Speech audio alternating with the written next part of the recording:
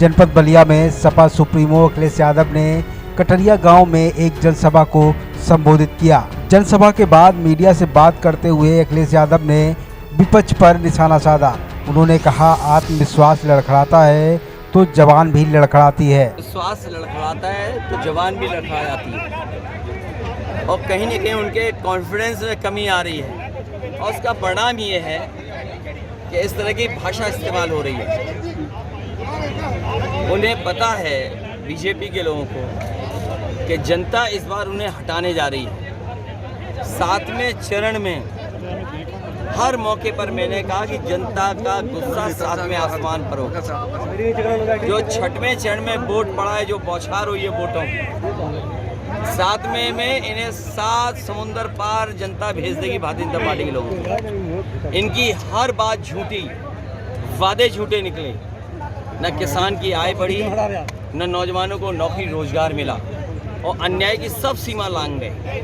जब आप उद्योगपति को कर्ज माफ कर सकते हो तो गरीबों का, किसानों का कर्ज माफ क्यों नहीं कर रहे? सूदखोर की वजह से घटनाएं बलिया में हुई, गाजीपुर में सुनने में समय समय पे जगह जगह से आती है। सरकार ने क्या रास्ता निकाला है जिससे गरीबों को बचाया जा सके या गरीब को कभी ज़रूरत पड़े तो उसके लिए कोई इंतज़ाम इस तरह का हो जहाँ से वो सस्ती दर पर पैसा ले सके।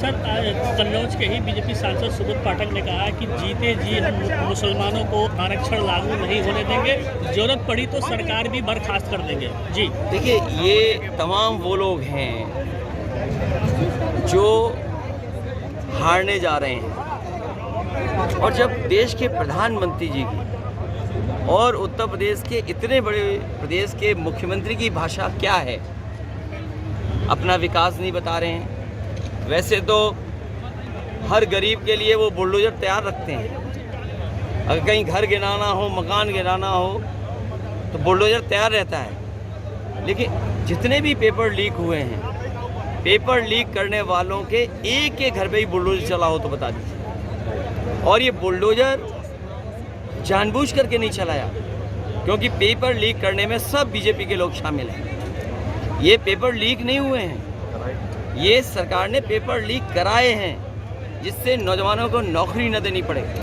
नौकरी न मिलने से केवल उनका सपना नहीं टूटा है नौजवानों का, 1/3 जीवन इस सरकार ने बर्बाद किया है। उसका जवाब इस बार जनता वोट डाल के देगी।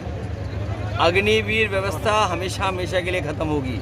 और जो आरक्षण को लेकर के खिलवाड़ करना चाहते थे, मुझे खुशी है इस बात की कि बहुजन समाज के लोगों ने और ख़ासकर वो लोग जो बाबा साहब भीमराव अम्बेडकर जी के रास्ते पे चलने वाले लोग, उन्होंने संविधान की लड़ाई को अपनी लड़ाई समझ लिया।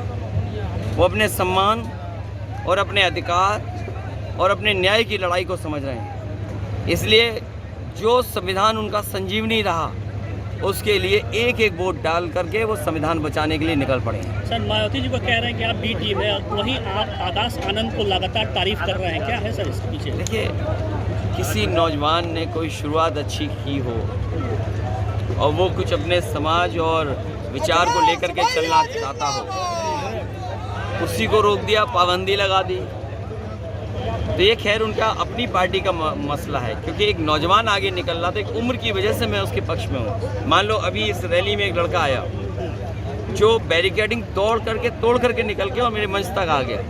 सोचो उसकी चिट्ठी में क्या लिखी थी। वो अग्निवीर व्यवस्था को ख़त्म करना चाहता है। तो सोचो, जो नौजवान तोड़ करके वो हासिल करना चाहता हो नौकरी, तो सोचिए ये गुस्सा है लोगों के अंदर। आपने अग्निवीर आदि अधूरी कर दी, कल को आप इन खाकी वालों की नौकरी 4 साल की, 3 साल की कर दोगे। क्या है, आप क्या कर रहे हैं यहाँ से देश के साथ? और फिर जो गांव का नौजवान था, बलिया, गाजीपुर, पूर्वांचल का, ये वो है जो फौज में जाकर के सम्मान की नौकरी करना चाहता था। आपने उसे सम्मान की नौकरी से दूर कर दिया।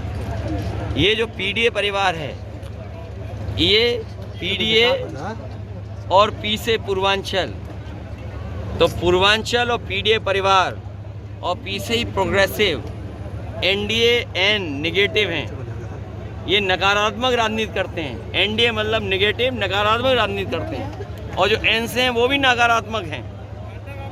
इसीलिए उनकी भाषा बदल गई। पी प्रोग्रेसिव हैं, पी पीडीए परिवार सबको साथ लेकर चलने वाले लोग हैं।